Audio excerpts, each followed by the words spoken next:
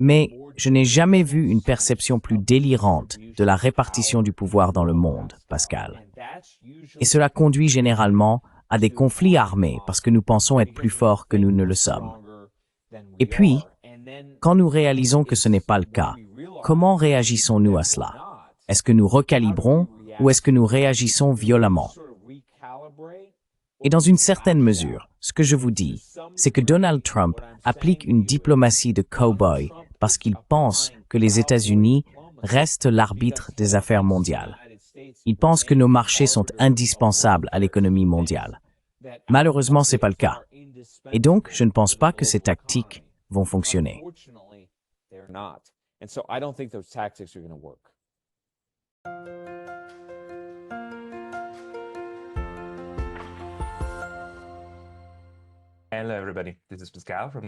Bonjour à tous, je suis Pascal de Neutrality Studies. Aujourd'hui, je parle avec Cameron McGregor, un entrepreneur qui a fondé une plateforme de liberté d'expression, un collègue YouTuber avec une chaîne sur la finance et la géopolitique, et un écrivain sur Substack. L'état de la politique dans son pays d'origine, les États-Unis, est ce que nous voulons discuter aujourd'hui. Alors Cameron, bienvenue. Merci de m'essayer et de cette brave. Eh bien, merci d'être en ligne. Nous nous sommes rencontrés il y a environ 3 semaines au Canada et nous avons eu l'occasion d'échanger un peu en marge d'un événement. Je voulais vraiment vous avoir sur la chaîne pour obtenir vos perspectives sur ce qui se passe aux États-Unis, car vous venez, je dirais, d'un point de vue d'analyste, et corrigez-moi si je me trompe, d'un point de vue conservateur sur ce que font les États-Unis et où ils devraient aller. Vous avez fondé cette plateforme de liberté d'expression que j'ai trouvée fascinante. Pourriez-vous nous en parler et nous dire pourquoi vous pensez que la liberté d'expression pourrait encore être dans une situation problématique, même sous cette nouvelle administration Trump, qui vient de déclarer si clairement que la liberté d'expression est de retour?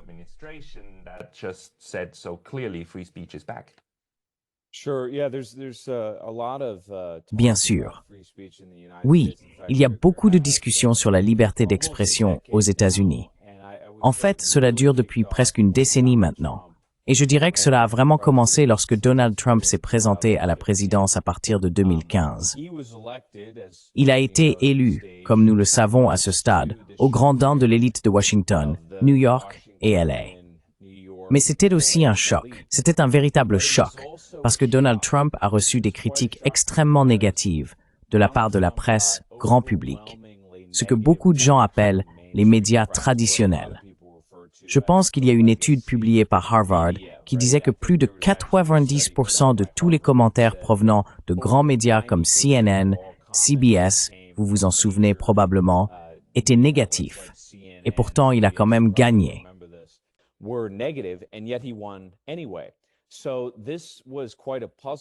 C'était donc un véritable casse-tête qui a déclenché de nombreuses recherches pour découvrir exactement ce qui s'était passé. Je pense que le meilleur compte-rendu est venu d'une organisation à but non lucratif appelée Data and Society, dans une étude intitulée « Le réseau d'influence alternative ». En gros, ce qu'ils ont découvert, c'est qu'il existait toute une industrie artisanale de pensée dissidente et de création de contenu sur YouTube et d'autres plateformes qui contournaient en quelque sorte les plateformes traditionnelles. Maintenant, je dis tout cela parce que la liberté d'expression aux États-Unis, et je pense dans le monde occidental en ce moment, est certainement assiégée. Elle l'est depuis un certain temps. Pas nécessairement d'un point de vue légal. Cela en fait partie.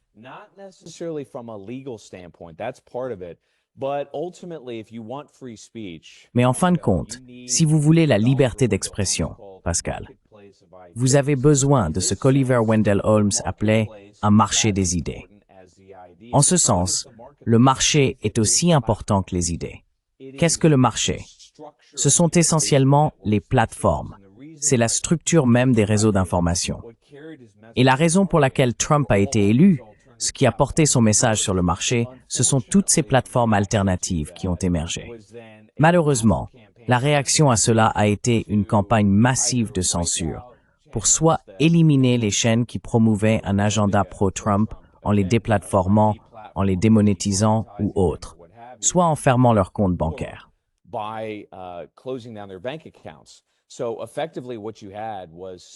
Donc, ce que vous aviez effectivement, c'était de la censure via le système financier. Et ce genre de structure d'information, que ce soit Facebook ou YouTube ou autre, qui répondait à des groupes de pression voulant faire taire le message de Trump. Maintenant, votre question est de savoir si cela a changé de manière significative. Cela a changé dans une certaine mesure grâce à des personnes comme Elon Musk qui ont acheté Twitter en totalité et ont essayé de dominer ce marché des idées pour qu'il soit plus propice à un débat ouvert et fluide. C'est vraiment la bataille à laquelle nous faisons face.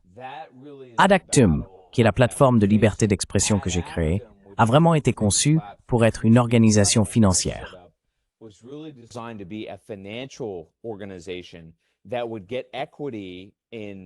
Cela permettrait d'obtenir l'équité dans le marché des idées et des plateformes afin que les gens puissent diffuser leur contenu sans être perturbés. Cette bataille est encore en cours à l'heure où nous parlons. La victoire de Trump, je pense, a dans une certaine mesure assoupli une partie de la censure. Vous avez probablement entendu récemment que Mark Zuckerberg dénonçait une partie de la censure qu'il avait autorisée sur sa propre plateforme. Cela reflète un changement dans la structure du pouvoir. Mais en fin de compte, qui contrôle le marché? Qui contrôle ces plateformes, à la fois dans le système financier et dans les médias? C'est eux qui contrôlent la liberté d'expression. Et c'est encore très largement une bataille.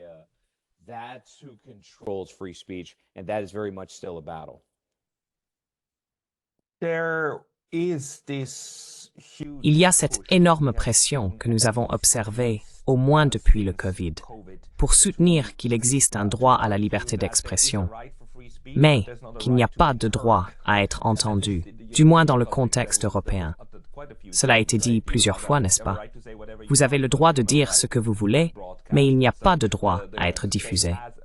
Ainsi, l'État a le droit de sévir contre les plateformes lorsque l'État décide qu'il y a des informations ou des désinformations qu'il ne veut pas voir se répandre. Maintenant, encore une fois, cela implique bien sûr qu'il y a un arbitre de la vérité. Et la Constitution des États-Unis a été explicitement formulée. Je veux dire, le premier amendement a été explicitement formulé, sous l'idée qu'il ne devrait pas y avoir d'arbitre central de la vérité.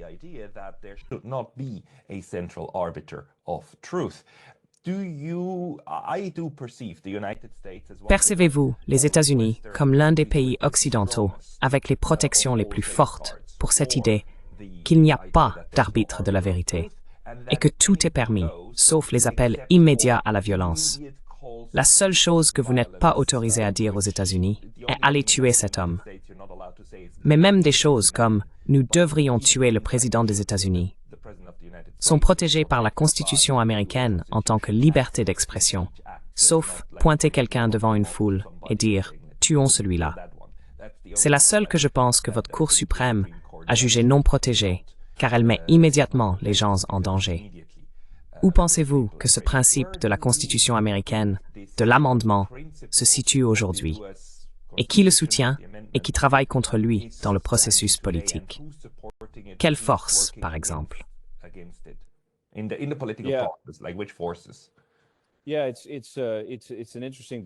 Oui, c'est un débat intéressant, c'est sûr. Il y a quelque chose aux États-Unis appelé la section 230. La section 230 permet essentiellement aux plateformes d'héberger le contenu qu'elles souhaitent et d'être absoutes des conséquences de ce que les créateurs de contenu sur cette plateforme disent. Il y a donc certainement une bataille en cours pour essayer de renverser cela et rendre l'hôte d'une plateforme responsable du contenu qui y est diffusé. C'est très délicat, c'est sûr. Je pense que protéger la section 230 est vital parce que nous voulons nous assurer, pour reprendre votre point, que les gens ne parlent pas simplement dans le vide, qu'ils sont effectivement entendus. Maintenant, je ne pense pas que nous ayons besoin de lois révolutionnaires pour traiter cela. Ce dont nous avons vraiment besoin, c'est d'une résistance politique pour tenir les institutions traditionnelles responsables, à la fois dans les pushback to hold legacy institutions both in the financial system and I would say in the halls of power accountable by political opposition. Ultimately, this is par l'opposition politique. En fin de compte, c'est ce que Donald Trump représente, ou du moins en théorie. Ce qu'il a fait, c'est qu'il a essayé de repousser ces récits devenus incontestables. La seule façon de le faire, Pascal, est dans le processus politique lui-même. Et je pense que ça se produit. Je pense que ça se produit non seulement parce qu'Elon Musk a acheté Twitter. Je pense aussi que ça se produit, croyez-le ou non, dans l'espace Bitcoin, parce qu'il y a une prise de conscience très réelle de la censure financière. Et comme je l'ai dit, la composante légale ici n'est vraiment pas le gros lot.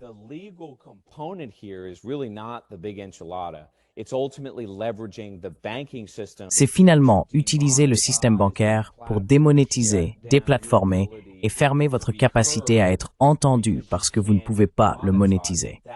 C'est la clé. Et je pense que la résistance à la censure, par le biais du Bitcoin, des crypto-monnaies, ainsi que l'opposition politique sous la forme de Donald Trump est l'élément clé de cela. Mais le point principal ici, je dirais, c'est que cette bataille n'est pas encore terminée. Elle ne l'est vraiment pas. Elle est en cours. Et nous devons maintenir l'élan, je pense, que Donald Trump a mis en mouvement il y a environ 8 ans.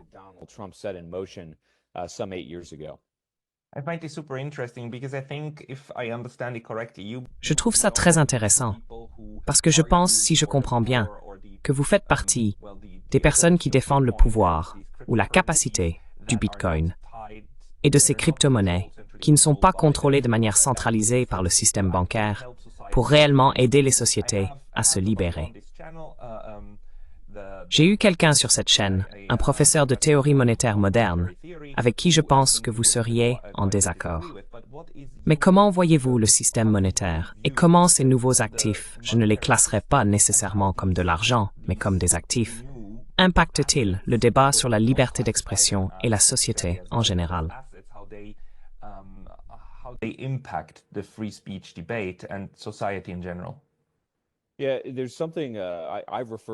Oui, il y a quelque chose. Je l'appelle l'État corporatif de gauche.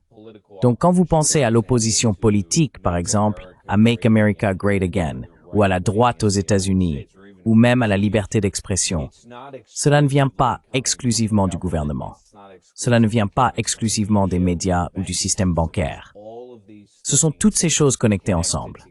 Et si vous faites bien attention, vous verrez que la diversité, l'équité, l'inclusion, la gouvernance environnementale et sociale, toutes ces idées, le changement climatique, par exemple, deviennent presque institutionnalisées dans ces centres de pouvoir. Donc la seule façon de fournir une force de contrepoids ou un contre-récit est d'avoir des technologies comme Bitcoin, des plateformes comme Twitter et une opposition politique à celle-ci.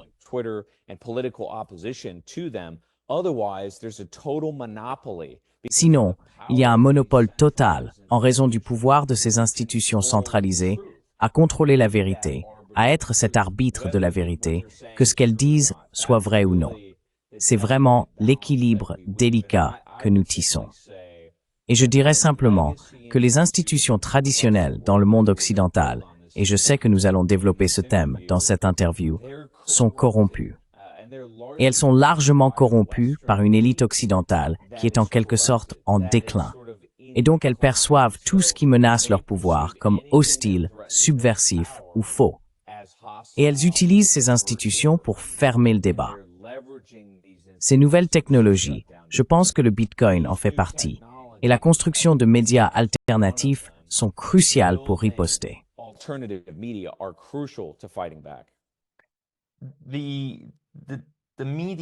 Les médias, ou les médias alternatifs, sur lesquels des discussions comme celle-ci, ou aussi une grande partie de la couverture médiatique de M. Trump, que vous avez mentionné plus tôt, ont eu lieu, sont en réalité encore contrôlés de manière très traditionnelle. Vous savez, la pyramide, le contrôle descendant, où une personne ou quelques personnes à bord prennent des décisions politiques qui sont ensuite imposées. Et je pense que Twitter en est aussi un bon exemple. Je veux dire, Twitter a changé, est même devenu X, et est devenu plus ouvert une fois qu'Elon Musk l'a repris, n'est-ce pas? C'est toujours ce genre de contrôle central par un petit groupe de personnes qui reste crucial sur ces plateformes. Pensez-vous que cela va changer bientôt? Are you seeing that changing anytime soon? Eh bien, ce qui est intéressant, c'est qu'il y a eu beaucoup d'études sur les millennials et la génération Z. Donc ce sont essentiellement des personnes d'environ 40 ans et moins. Et ce que nous avons appris sur leurs habitudes, notamment en termes de consommation d'informations, c'est qu'ils ne regardent pas du tout les médias traditionnels. Pas du tout. Ils consomment presque exclusivement ce qui provient d'Instagram ou de Twitter, ce genre de plateforme. Maintenant, vous avez tout à fait raison de dire qu'ils pourraient potentiellement être vulnérables aussi en fonction de qui les acquiert. Je pense que c'est juste, et cela nous amène au dilemme fondamental ici. C'est un problème humain. Aucune technologie n'est une panacée. Nous avons effectivement besoin de la résistance des êtres humains dans les mouvements politiques et technologiques qui seront les gardiens de la liberté d'expression.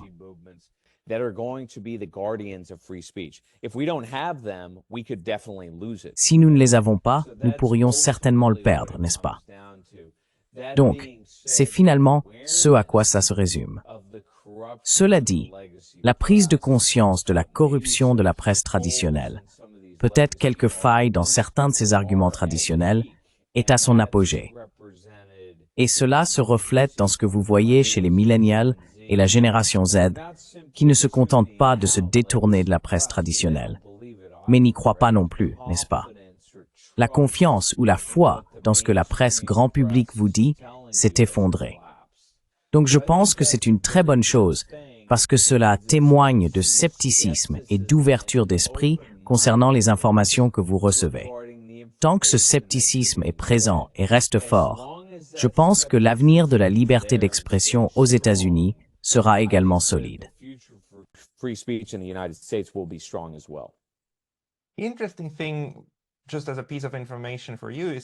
Chose intéressante, juste à titre d'information pour vous, c'est que la majorité des téléspectateurs de cette chaîne ont 50 ans et plus, et surtout 65 ans et plus.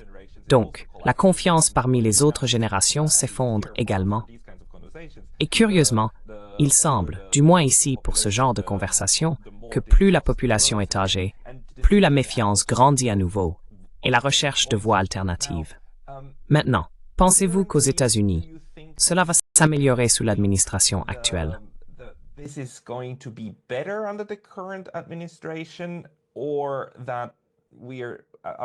Ou vivons-nous simplement une pause dans la poussée de la censure que je pense avoir vécue, surtout sous M. Biden et surtout en sortant de la COVID? La COVID a été très nuisible au mouvement de la liberté d'expression en raison d'un accord sociétal plus large selon lequel certaines informations ou certaines voix ne doivent pas circuler. Sinon, des gens mourront. Cette idée a vraiment fait beaucoup de mal. Comment voyez-vous cela se passer maintenant? Et puis, en regardant 4 ans dans le futur, pensez-vous que d'autres forces essaieront à nouveau de restreindre l'espace de la table?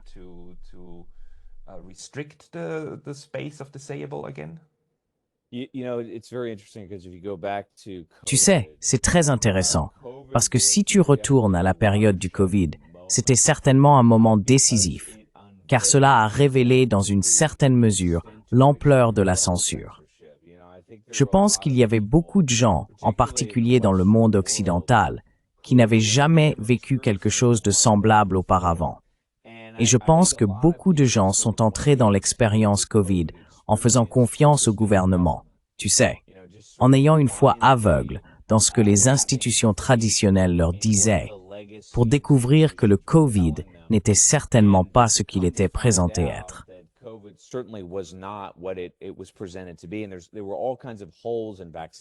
Et il y avait toutes sortes de lacunes dans les vaccins et d'autres éléments de ce récit qui, je pense, n'ont fait que renforcer le mouvement pour la liberté d'expression et n'ont fait qu'accroître le scepticisme à l'égard de ce que disent les institutions et les gouvernements traditionnels. non seulement aux États-Unis, mais dans tout le monde occidental. Certainement, des personnes qui ne sont pas très politisées et qui ont été directement touchées par cela ont commencé à se dire, eh bien, si on me donne de la désinformation sur cette question, qui est très importante et existentielle, sur quoi d'autre me ment-on? Donc je pense que cela a en fait ouvert la porte. En ce qui concerne Trump, c'est dans une certaine mesure un dilemme.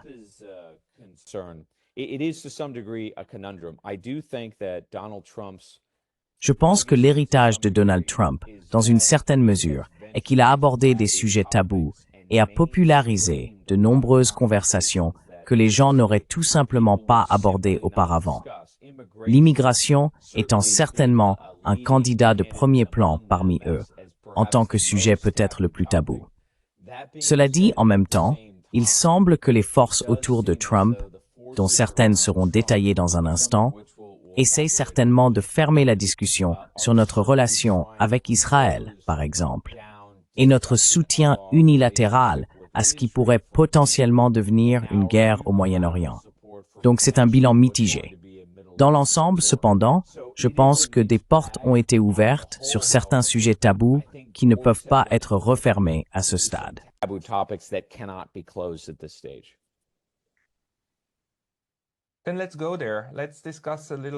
Alors allons-y. Parlons un peu de votre nouveau président. Merci. D'une part, il dit à maintes reprises qu'il veut mettre fin à la guerre en Ukraine, et il semble qu'il travaille dans ce sens. D'autre part, il vient tout juste de faire cette annonce fracassante selon laquelle il veut que les États-Unis possèdent Gaza. Que pensez-vous de ces politiques? Après un mois, comment évaluez-vous où il en est avec ses promesses?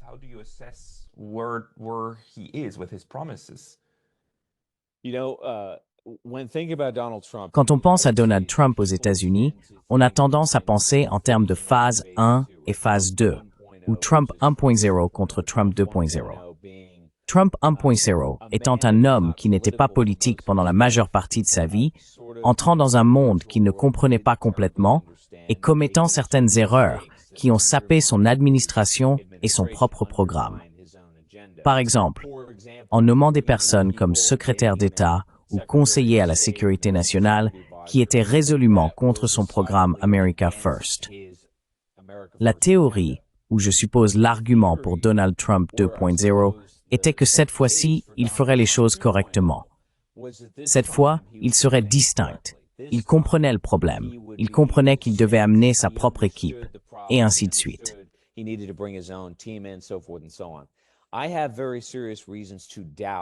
J'ai de très sérieuses raisons de douter que ce soit le cas, et je vais expliquer pourquoi. Si vous revenez à août, je suis désolé, je pense que c'était en juillet, au milieu de l'été de l'année dernière, le Parti démocrate s'est essentiellement effondré lorsque Joe Biden a eu un débat présidentiel désastreux. Vous vous souvenez probablement qu'il semblait visiblement âgé et sénile. À ce moment-là, il est devenu impossible de le soutenir et beaucoup de donateurs ont retiré leur argent. C'est alors que le DNC a essentiellement dit « Écoutez, nous devons passer à autre chose ». Puis est venue Kamala Harris, qui n'a pas vraiment été élue dans un sens significatif, elle était juste une sorte de substitut qui a été proposé. Mais il y a eu beaucoup d'efforts dans la presse grand public, peut-être les institutions traditionnelles, si vous voulez utiliser ce terme, pour la promouvoir.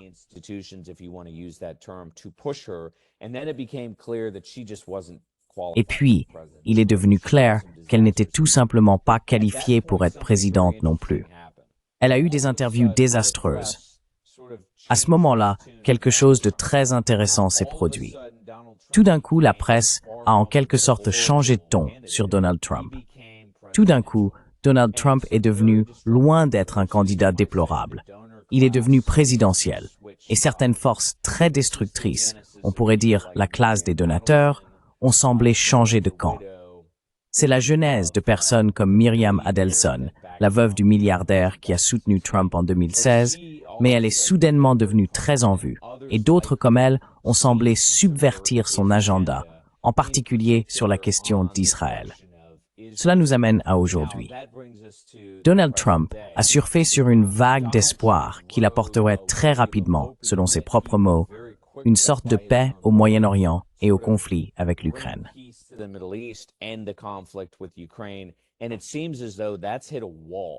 Et il semble que cela ait rencontré un obstacle très rapidement.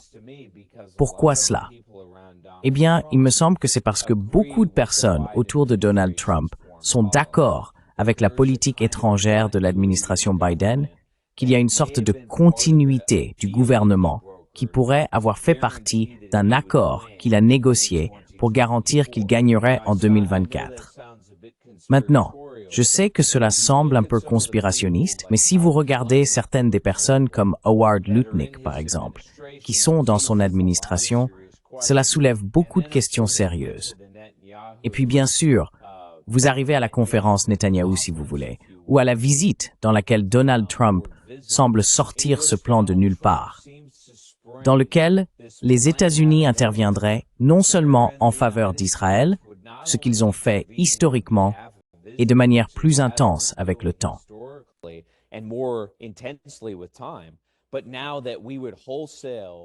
Mais maintenant que nous saisirions arbitrairement en gros ce qui, je pense, empiète essentiellement sur le droit international, le territoire d'une tierce partie, d'un peuple, dans ce cas, les Palestiniens, au nom d'une puissance étrangère. Et si vous revenez en arrière et regardez Netanyahou, il semblait ravi d'apprendre cette nouvelle. Et maintenant, nous découvrons que les armements vers Israël non seulement ont continué, mais que nous leur donnons encore plus d'équipements létaux. On dirait que Donald Trump menace le Hamas, que s'il ne livre pas ses prisonniers, il y aura une reprise des hostilités. Cela me dit que Donald Trump 2.0 n'a jamais été ce que les gens pensaient qu'il était. Et c'est pourquoi tout est un peu au point mort.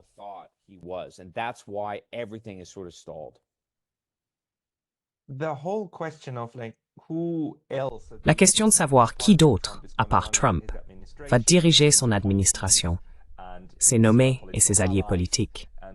Et bien sûr, les personnes qui lui ont donné de l'argent et qui sont probablement importantes pour lui personnellement. C'est toujours quelque chose dont on parle depuis longtemps. D'où pensez-vous qu'il tire ces informations? Il y a également eu beaucoup de discussions sur sa possible nomination de Tulsi Gabbard en tant que directrice du renseignement. Oui.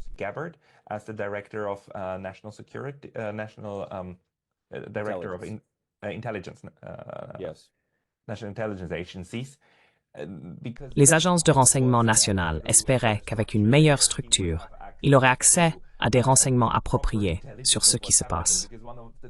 L'un des aspects si exaspérants est le récit sur la Russie et l'Ukraine.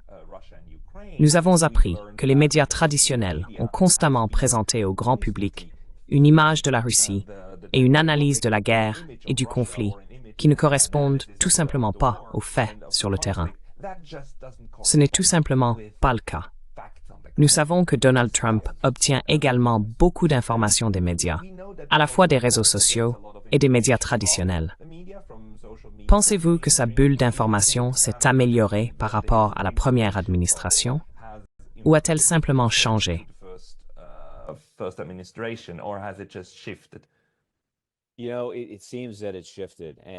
Vous savez, il semble que cela ait changé. Et votre question est pertinente, parce que je pense qu'en répondant à cette question, il faut comprendre la nature de Washington, D.C. Si vous remontez aux années 1980, lorsque Ronald Reagan a été élu président, il a amené une nouvelle équipe de personnes pour, en quelque sorte, remodeler la politique étrangère américaine. Mais ce qu'il n'avait pas à faire, c'était déraciner complètement une structure héritée.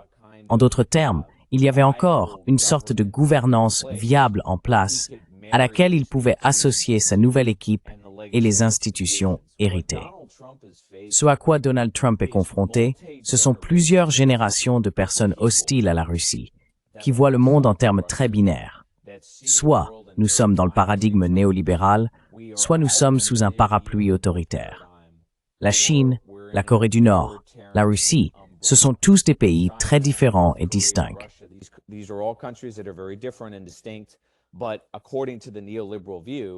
Mais selon le point de vue néolibéral, ils ne font qu'un.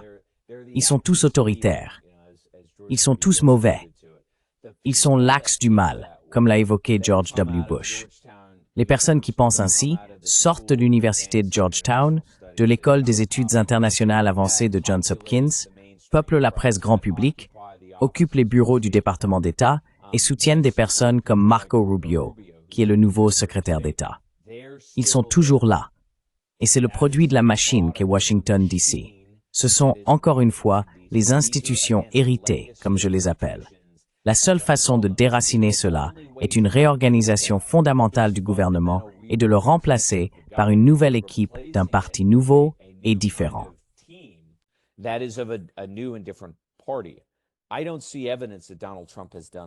Je ne vois pas de preuve que Donald Trump ait fait cela. Il me semble qu'il dépend toujours des mêmes systèmes d'alimentation, du même type d'experts pour composer son administration et lui fournir les informations qu'il souhaite. Maintenant, certains espèrent que Tulsi Gabbard, par exemple, peut-être RFK Jr., comme autre exemple, pourrait entrer et en quelque sorte secouer l'administration. Nous devrons voir. Il est encore tôt. Mais même si Tulsi y parvient, elle doit encore faire face à un héritage de personnes qui sont là depuis des décennies et qui croient que la Russie équivaut à l'Union soviétique et que Poutine n'est pas différent de Staline. C'est ce que ces gens pensent. Il n'y a qu'une seule façon de gérer cela. Et c'est, encore une fois, une réorganisation complète du gouvernement. Et jusqu'à présent, je n'ai pas vu cela.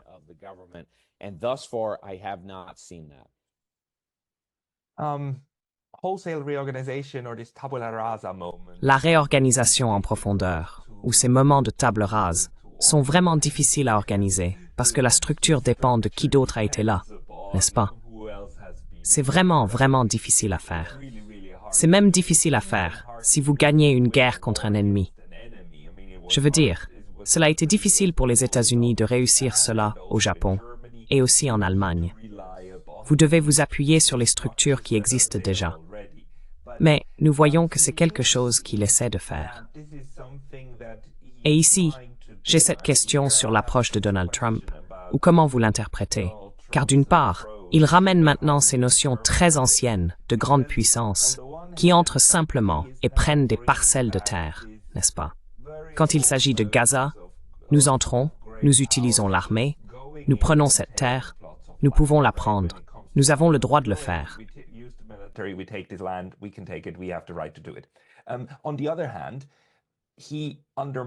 D'un autre côté, il sape ou essaie explicitement de démanteler les institutions modernes que les gauchistes comme moi appellent, vous savez, des institutions de l'impérialisme américain. Ce qui est cette approche néoconservatrice, cette approche sournoise à travers l'USAID et le National Endowment for Democracy. Vous savez, pour influencer les pays étrangers et parfois même les renverser. Instiguer des révolutions de couleur. C'est une forme moderne d'un puissant État-nation pour contrôler les États clients, n'est-ce pas, à travers des mécanismes subtils. Donc, il démantèle ce bras, ou il semble le faire, tout en renforçant l'autre. Utilisons simplement la puissance militaire, ou utilisons la menace de la puissance militaire pour obtenir ce que nous voulons. Comment comprenez-vous ces développements parallèles?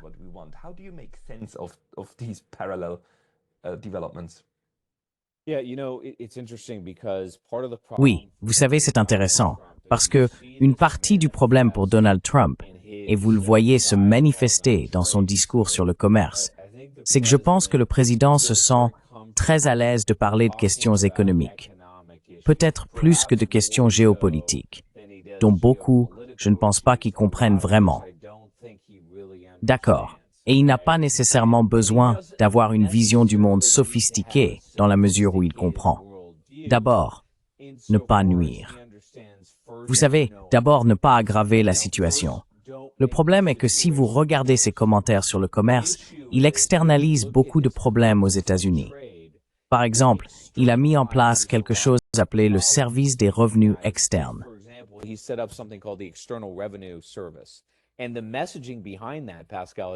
Et le message derrière cela, Pascal, a été que nous allons faire payer aux Chinois, aux Canadiens, aux Mexicains, etc., des revenus pour leurs crimes contre nous. Je suis un peu hyperbolique, mais c'est plus ou moins sa vision.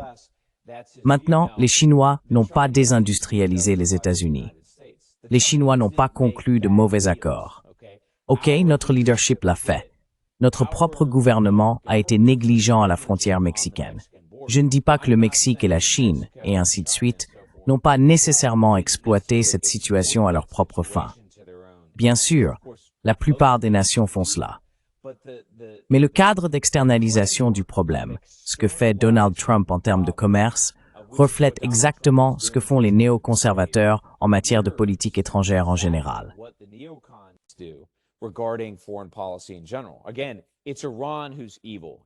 Encore une fois, c'est l'Iran qui est maléfique. C'est la Russie qui est maléfique. C'est la Russie qui a causé cette guerre, etc., etc. En d'autres termes, Trump ne se libère pas de ce paradigme délirant. Et c'est instructif à comprendre, parce que cela explique pourquoi il y a encore une continuité. Même la manière dont il engage les pays du Moyen-Orient, ou en parlant aux Russes, ou peut-être en ne leur parlant pas, un état de confusion très marqué, démontre qu'il ne comprend toujours pas vraiment, Pascal, ce que vous et moi savons intuitivement, à savoir que le monde a changé. Et dans la mesure où les États-Unis ont décliné, c'est de notre propre faute. C'est à cause d'une gouvernance corrompue.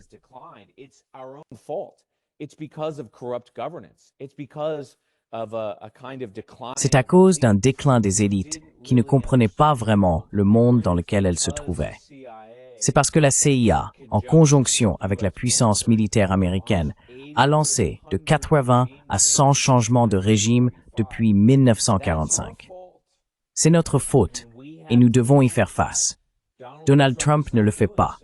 Il externalise le problème d'une manière différente, certes, mais je ne vois pas comment cela nous ramène vraiment au type de politique étrangère que nous avions avant la Seconde Guerre mondiale, qui, comme vous le savez, était axée sur la neutralité et l'établissement de bonnes relations avec le reste du monde, ce à quoi Trump a, je pense, en partie fait appel. Mais cela ne correspond tout simplement pas à sa prise de décision politique. C'est en quelque sorte le problème auquel nous sommes confrontés.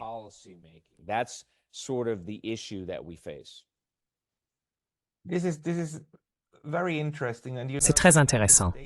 Et vous savez, les États-Unis ont joué un rôle démesuré, surtout dans leur propre hémisphère, dans les Amériques, depuis toujours. Une des grandes plaintes que tous mes amis sud-américains et centra-américains ont est que le terme « américain » est utilisé par les citoyens des États-Unis pour se référer exclusivement à eux-mêmes, pas à tout le monde. Ils disent par exemple « nous sommes Américains aussi ». Je veux dire, ils ne sont qu'un parmi nous tous, n'est-ce pas? Comment voyez-vous cela évoluer? Parce que si une chose que Donald Trump dit très clairement, c'est qu'il veut arrêter le déclin des États-Unis, n'est-ce pas? Et rendre à l'Amérique sa grandeur et l'établir comme l'une des grandes puissances.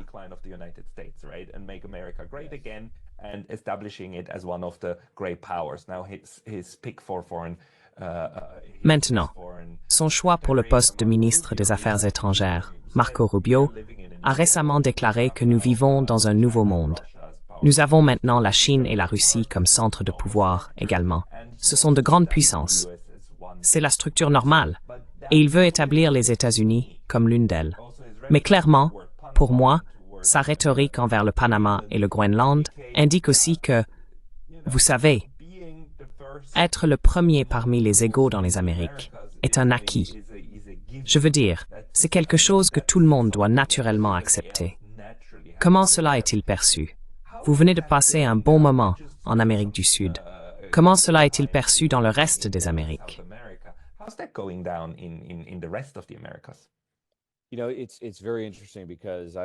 Vous savez, c'est très intéressant parce que j'étais en Colombie et au Mexique, qui sont vraiment au cœur de l'Amérique latine. Le Mexique en particulier, comme vous le savez, qui est essentiellement la Mésoamérique. Et puis j'étais en Argentine. C'était très différent de voir comment les Argentins ont réagi à moi et aux États-Unis, du moins en tant qu'idée ou en tant que relation, par rapport à la Colombie et au Mexique. Au Mexique et en Colombie, surtout parmi les élites éduquées, il y a certainement une hostilité envers les États-Unis. Une grande partie de cela est un héritage de la guerre froide. C'est un héritage de l'interventionnisme dans lequel nous nous sommes engagés.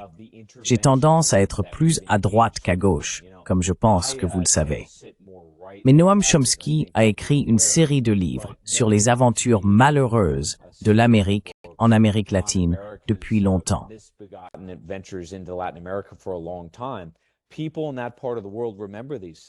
Les gens dans cette partie du monde se souviennent de ces choses. Ils les comprennent et savent qui est derrière les coulisses à faire fonctionner la machine. Malheureusement, c'est la CIA, comme je l'ai dit plus tôt, ou d'autres forces aux États-Unis. En conséquence, je pense que la Colombie, le Mexique et peut-être l'Amérique latine en général, certainement le Brésil, regardent davantage vers l'Est. Ils se tournent vers les BRICS. Ils se tournent vers la Chine. Ce changement était très palpable à mon avis. L'Argentine, cependant, était un peu différente. En Argentine, comme vous le savez probablement, Milei essaie de revitaliser l'économie. Il essaie de maîtriser l'inflation. Et que fait-il? Il essaie de s'aligner sur le dollar.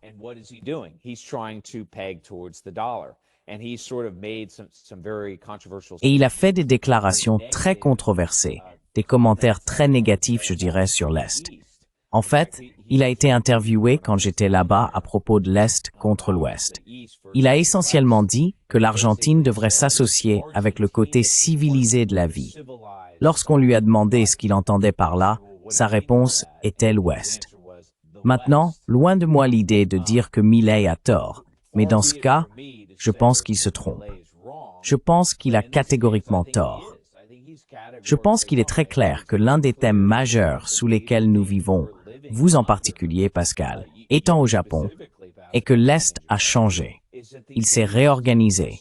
Il a un nouveau sens de la confiance en soi, en particulier les Chinois. Et je pense que l'Est est en train de monter, tandis que l'Ouest est en déclin, certainement sur une base relative.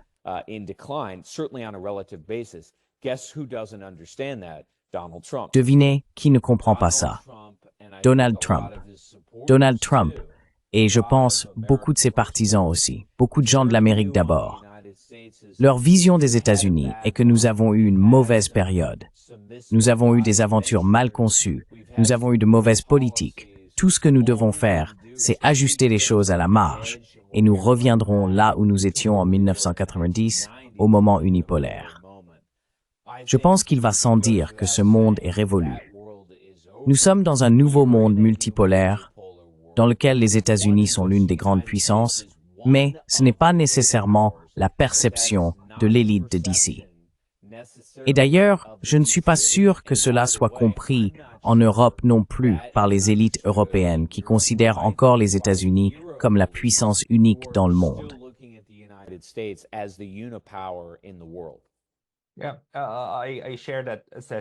Oui, je partage cette évaluation, surtout en ce qui concerne les Européens. Ce que je trouve amusant venant des Américains, et je parle des Amériques du Nord et du Sud, c'est cette vision européenne de la façon dont le monde fonctionne. Parce que, curieusement, si vous êtes assis dans l'une des Amériques et que vous voulez aller vers l'Est, vous voyageriez naturellement vers l'Ouest en avion, n'est-ce pas? Vers l'Ouest de vous. Vers l'Est, ce sont en fait les Européens, n'est-ce pas? Et l'histoire, surtout celle des États-Unis, de la façon dont sa colonisation, puis son développement ont fonctionné, était d'Est en Ouest, n'est-ce pas? Donc, y compris le dernier État à être ajouté, qui est loin à l'Ouest, c'est Hawaï, n'est-ce pas? Oui.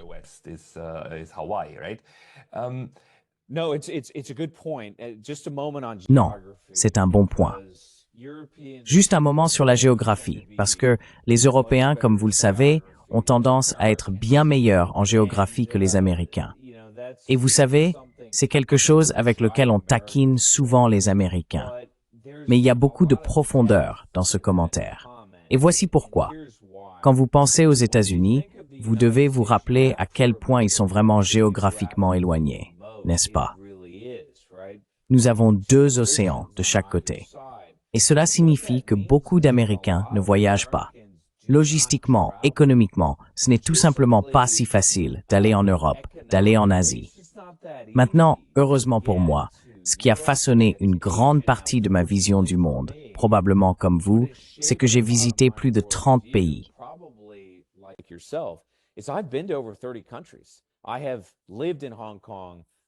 J'ai vécu à Hong Kong, je suis allé à Bangkok, en Thaïlande, Je suis allé au Japon. J'ai parcouru toute l'Amérique du Sud. Je suis allé en Amérique latine. J'ai parcouru toute l'Europe.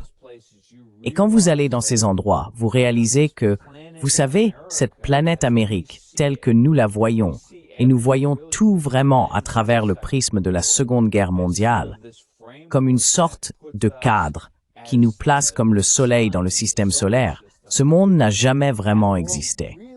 Nous pensons qu'il l'a fait, mais ce n'était jamais vraiment le cas. Et ce n'est pas tant parce que nous sommes délirants que parce que le monde est un endroit très grand et compliqué. Et ce qui motive fondamentalement les choses, c'est ce qui se passe localement, pas ce qui se passe aux États-Unis.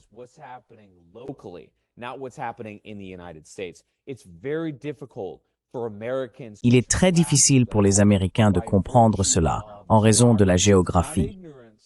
Ce n'est pas tant de l'ignorance que le fait que nous sommes simplement éloignés. La blague, qui je pense met cela en évidence, j'étais en Argentine et j'avais un rendez-vous avec une fille qui était une porteña. Donc ce sont les filles qui viennent de Buenos Aires, d'où vient Milei. Et elle a dit, « Oh, vous les Américains, vous vivez dans votre propre monde. » Et j'ai dit, « Que voulez-vous dire ?» Elle a répondu, « Vous êtes le seul pays au monde à avoir un championnat d'équipe sportive uniquement de votre pays, et vous les appelez champions du monde. » Je pense que cela résume assez bien la situation.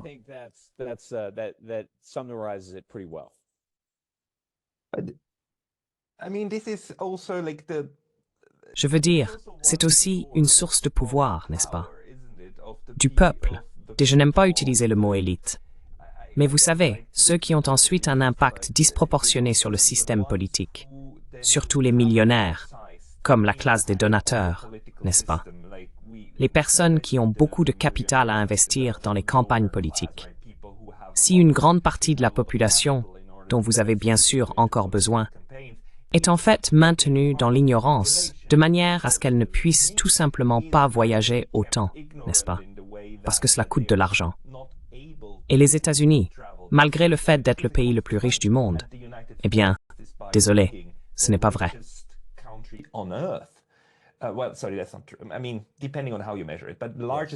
Je veux dire, selon la façon dont on le mesure, la plus grande économie, ou du moins l'une des plus grandes économies, a encore une part très significative de la population qui est pauvre d'une manière ou d'une autre. Un grand pourcentage de personnes vivent de chèque de paie en chèque de paie et ne peuvent donc pas sortir et voyager, ne peuvent pas voir ces autres endroits et dépendent donc de ce qui est dit à leur sujet. Maintenant, une chose qui change est les réseaux sociaux. Et nous voyons aussi comment les élites deviennent très nerveuses à l'idée que les gens puissent soudainement converser avec des Chinois ou des Russes, et comment ce flux d'informations est interrompu artificiellement. Oui, où voyez-vous cela aller?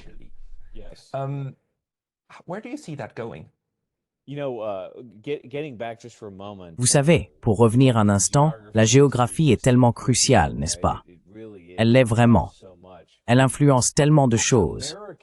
Les Américains, par défaut, ont en fait une vision du monde très robuste, malgré le manque d'accès aux endroits du monde entier. Ils priorisent en quelque sorte ce qui se passe localement. Ils pensent d'abord à leur propre économie.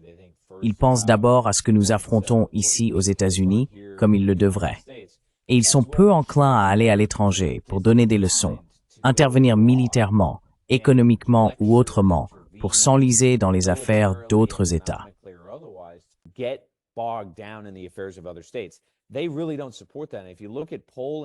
ne soutiennent vraiment pas cela. Et si vous regardez les données des sondages aux États-Unis depuis les années 80, les Américains ont constamment dit pendant des décennies, « Écoutez, nous ne voulons pas de guerre. Nous ne voulons pas être impliqués dans ces pays à travers le monde. » Cependant, devinez qui le veut. Malheureusement, ce sont les élites. Pour être clair, quand je dis élite, que veux-je dire? Je ne veux pas nécessairement dire des personnes qui sont milliardaires, opérant à un très haut niveau et ayant des ressources illimitées. Non. Ce que je veux dire, ce sont des personnes qui vont dans les universités de l'Ivy League, des personnes qui vont à l'école de service extérieur de Georgetown.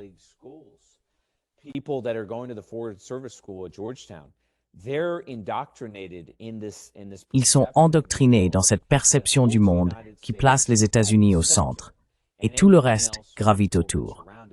Et beaucoup de ces gens, pour progresser dans le gouvernement, Pascal, ne voyagent pas. Ils restent à Washington, D.C., et ils jouent un peu dans les intrigues de palais pour gravir les échelons de l'entreprise. Vous ne progressez pas au département d'État en ayant une solide expertise et compréhension du mandarin, autant qu'en passant du temps à D.C. et en grimpant cet échelon politique. Cela a sapé notre capacité à comprendre le reste du monde de manière que je pense incalculable. Et c'est un point important, parce que je pense que cela nous différencie dans une certaine mesure de l'Empire britannique, où vous aviez des gens qui, je pense, étaient bien mieux éduqués, qui étaient des experts dans leur domaine.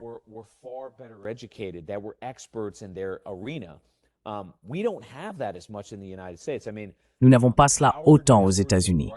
Je veux dire le nombre de locuteurs russes, de locuteurs chinois dans le département d'État, dans les agences de renseignement, c'est un nombre très faible. C'est dangereusement bas. Et cela contribue également à cette fuite des cerveaux institutionnels. Quant à votre question sur la connectivité, vous savez, c'est difficile à dire parce que les réseaux sociaux sont très viraux et algorithmiquement, ils peuvent être très instables.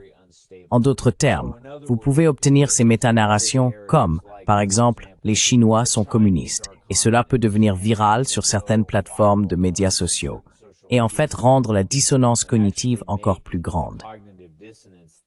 Cela dit, ce que je vois comme un thème cohérent à travers le monde, c'est que les gens, de plus en plus en dehors de ces gouvernements, n'adhèrent pas au récit, selon lequel les Chinois sont les ennemis, ou les Russes sont les ennemis, ou quoi que ce soit d'autre.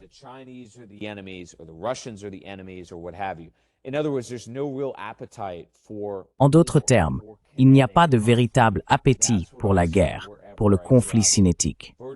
C'est ce que je constate partout où je voyage. Pratiquement personne ne le souhaite. Cela dit, je détecte également parmi les BRICS, par exemple, lorsque je suis allé en Asie, je le vois dans les déclarations publiques du ministre des Affaires étrangères de l'Inde, par exemple, que ces pays ne vont tout simplement plus tolérer l'interventionnisme américain, ni tolérer ce genre de rhétorique condescendante qui vient de l'Occident, selon laquelle nous avons tout bon et ils ont tout faux. Que ce soit en matière de droits de l'homme, de développement économique ou de pollution, il y a une résistance très réelle qui se construit contre ce complexe du « l'Amérique, c'est mieux ».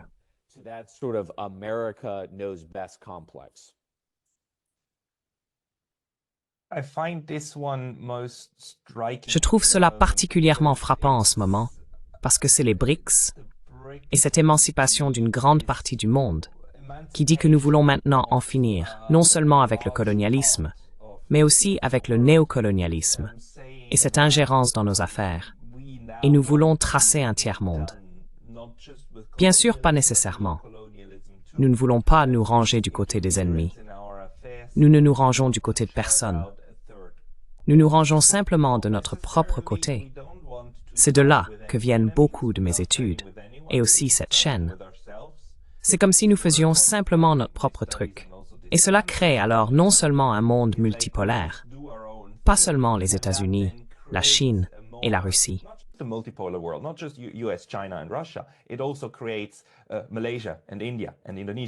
Cela crée également la Malaisie, l'Inde et l'Indonésie.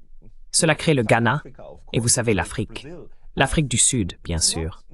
Cela crée le Brésil, qui ne joue pas sur le même terrain en termes de militaire, d'économie ou de construction d'infrastructures. Mais cela crée un environnement international plus diversifié, qui se connectent ensuite les uns aux autres. D'accord. Comment voyez-vous cela influencer maintenant la mentalité américaine, qui d'une part, semble encore aspirer à revenir à un monde unipolaire et avoir des problèmes avec l'idée tripolaire, n'est-ce pas? Mais c'est en fait encore plus que cela. C'est multinodal, comme le dit souvent Chas Freeman.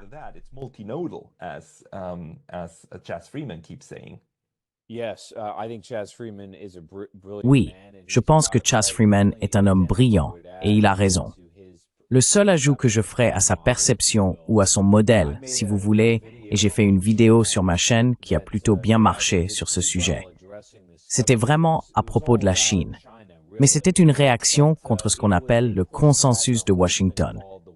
Donc, pour ceux d'entre vous qui ne le savent pas, le consensus de Washington est essentiellement privatisé, libéralisé et mondialisé. Cela vient, je crois, d'un économiste britannique nommé John Williamson à la fin des années 80 qui a inventé ce genre de mot à la mode. Mais c'est ce qui motive le FMI. C'est ce qui motive la Banque mondiale. C'est la façon dont beaucoup d'élites de la zone euro pensent que c'est en quelque sorte le modèle vers la modernisation, ou plutôt c'est le chemin pour s'élever économiquement, politiquement, etc., etc.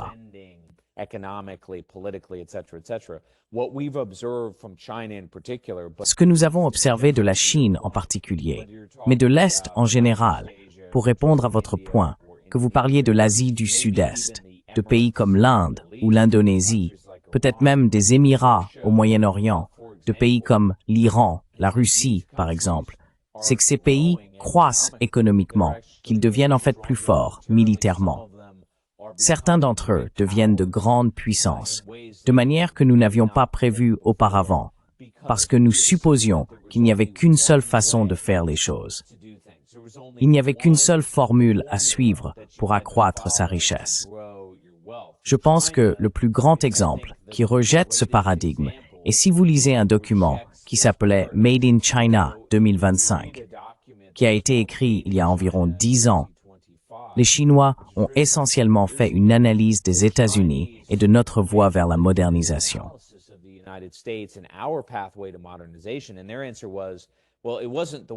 Et leur réponse était, eh bien, ce n'était pas le consensus de Washington. Ce n'était pas libéralisé, privatisé et mondialisé. C'était la technologie industrielle et la fabrication.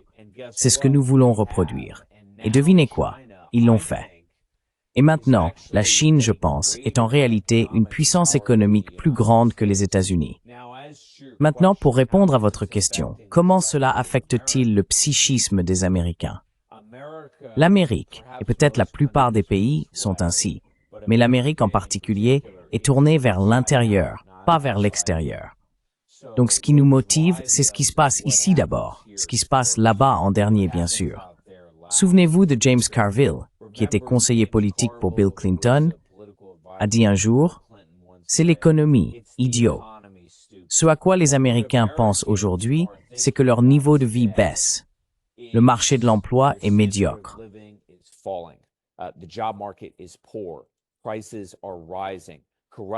Les prix augmentent. La corruption dans le système politique est aiguë. La frontière s'effondre. Le genre de grandeur que nous avions autrefois n'est tout simplement plus là. C'est ce qu'ils essayent de comprendre. Maintenant, ce que les élites leur disent, et ce que même Donald Trump leur dit dans une certaine mesure, c'est que, encore une fois, cela est externalisé. C'est à cause de mauvais accords commerciaux que nous avons conclus avec les méchants Chinois, ou c'est à cause de la montée de la Russie, ou autre. Bien sûr, ce n'est pas vraiment le cas, et je ne pense pas que la plupart des Américains y croient. Cela dit, je pense que cet événement en Ukraine a été assez choquant pour l'élite de DC.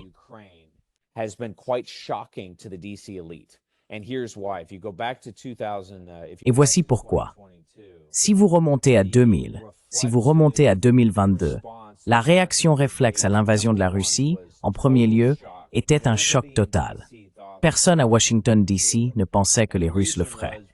Et la raison était que nous pensions, eh bien, ils ont peur des sanctions. Alors ils envahissent. Ensuite, nous leur imposons des sanctions. Et l'attente était, eh bien, ils se retourneront contre Poutine et l'économie s'effondrera.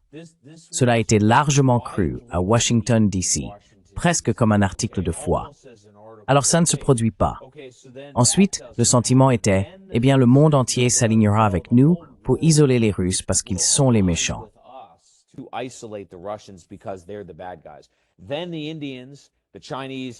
Ensuite, les Indiens, les Chinois et pratiquement d'autres, même certaines entités à l'intérieur de la zone euro, ont dit « Attendez une seconde, que se passe-t-il vraiment ici ?» Nous ne sommes pas d'accord pour ostraciser la Russie pour toutes sortes de raisons. Cela a été un grand choc pour l'élite de Washington, tant en termes de mesure de notre influence et de notre pouvoir externe, mais aussi parce que les Russes, semblait-il, étaient beaucoup plus forts en interne, non seulement militairement, mais économiquement, que nous ne l'avions prévu, parce qu'encore une fois, nous vivons dans ce monde néolibéral, où soit vous faites partie du monde moderne occidental, soit vous êtes un pays autoritaire, arriéré, en quelque sorte inefficace, dégradé. Et cela a complètement éclaté cette bulle. Cela a eu un grand impact sur la psyché des élites de Washington. C'est certain.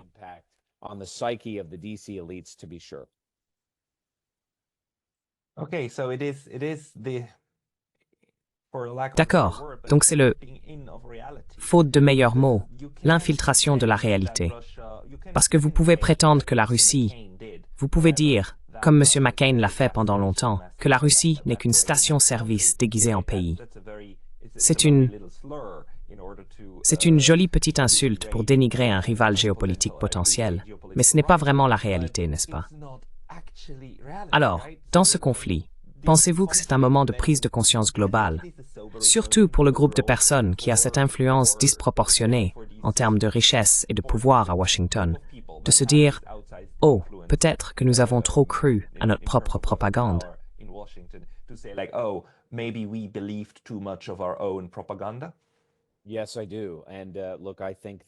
Oui, je le pense.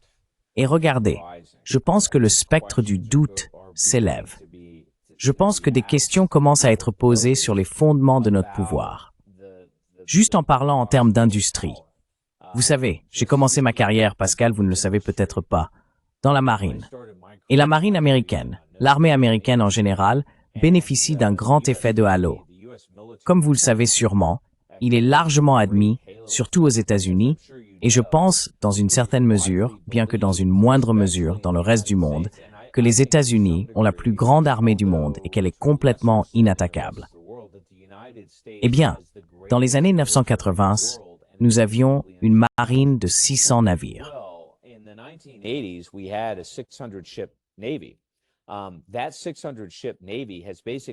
La marine de 600 navires a essentiellement rétréci à environ 200 navires, dont la plupart sont vieux de plusieurs décennies et en très mauvais état, nécessitant des réparations et de l'entretien.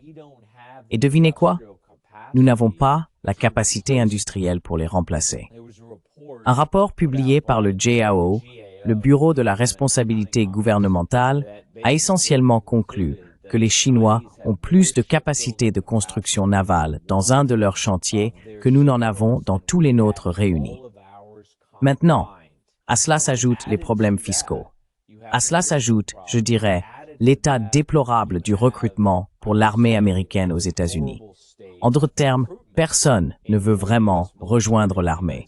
Et la qualité des personnes que nous avons en service a également décliné, pour toutes sortes de raisons que nous pourrons aborder une autre fois.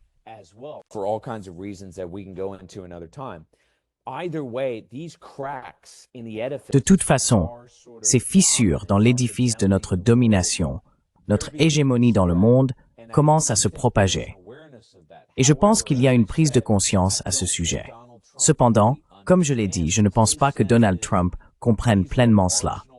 Selon lui, ce sont des problèmes marginaux, pas des problèmes structurels que nous pouvons résoudre d'un trait de décret exécutif. Il est sur le point de découvrir que ce n'est pas le cas. Et juste une chose à ajouter à ce sujet concernant le commerce. J'ai vu une statistique, je veux dire il y a quelques mois, concernant le commerce chinois. Les Chinois, premièrement, leur capacité de fabrication n'est pas seulement supérieure à celle des États-Unis aujourd'hui. Elle est plus grande que celle des États-Unis ou de l'Europe occidentale réunie.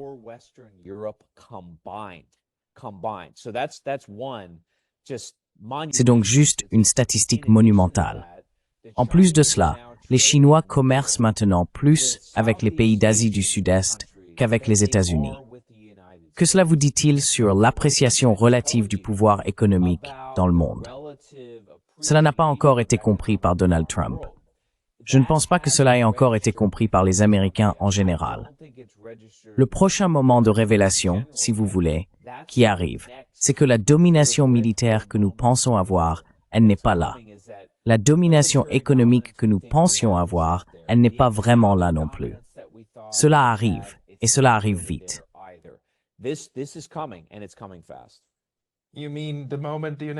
Vous voulez dire le moment où les États-Unis devront découvrir qu'ils imposeront les sanctions les plus draconiennes à leurs adversaires et à des tiers, et que ces tiers diront comme « Eh, je veux dire oui, vous êtes un bon marché, mais vous n'êtes pas le seul jeu en ville. »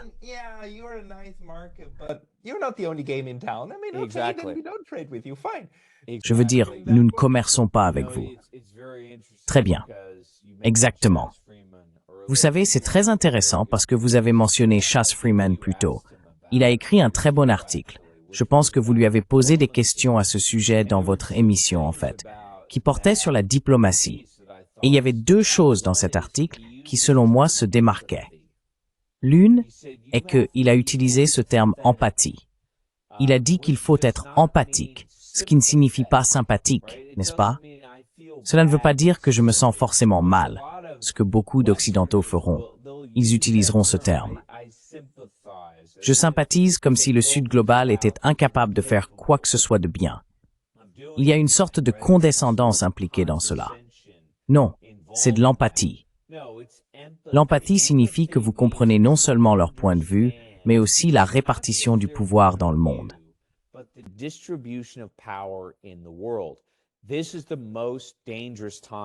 C'est le moment le plus dangereux que j'ai vu, je pense. J'ai 40 ans. Je ne suis pas très vieux, c'est sûr. Mais je n'ai jamais vu une perception plus illusoire de la répartition du pouvoir dans le monde, Pascal. Et cela conduit généralement à des conflits armés, parce que nous pensons être plus forts que nous ne le sommes. Et puis, quand nous réalisons que nous ne le sommes pas, comment réagissons-nous à cela? Est-ce que nous recalibrons ou est-ce que nous réagissons violemment? Et dans une certaine mesure, ce que je vous dis, c'est que Donald Trump applique une diplomatie de cow-boy parce qu'il pense que les États-Unis restent l'arbitre des affaires mondiales. Il pense que nos marchés sont indispensables à l'économie mondiale. Malheureusement, ils ne le sont pas. Et donc, je ne pense pas que ces tactiques vont fonctionner.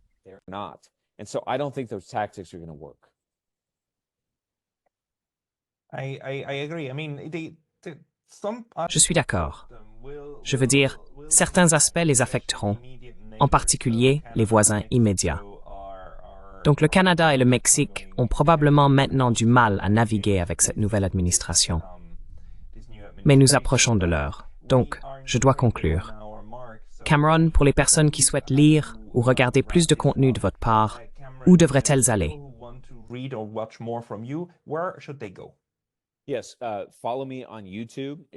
Oui, suivez-moi sur YouTube, à Neo Masculinity, ou sur Substack. J'ai un Substack appelé Men and the City.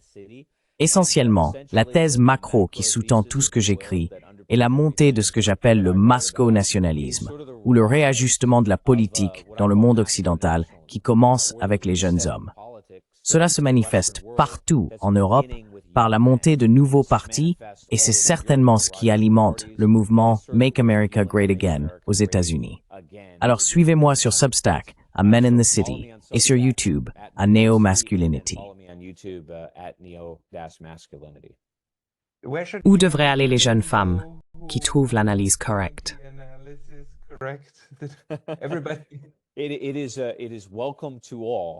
C'est ouvert à tous, mais certainement le spectre de ce mouvement que je vois, qui je pense va réorganiser et transformer l'Occident pour le rendre plus conforme, je pense, à la réalité, se passe dans l'esprit des jeunes hommes. Les femmes, je pense, suivront le mouvement. Mais pour le moment, la genèse de cela, je pense, se trouve certainement chez les jeunes hommes. À un moment donné, nous allons organiser une discussion avec une amie féministe à moi de Suède.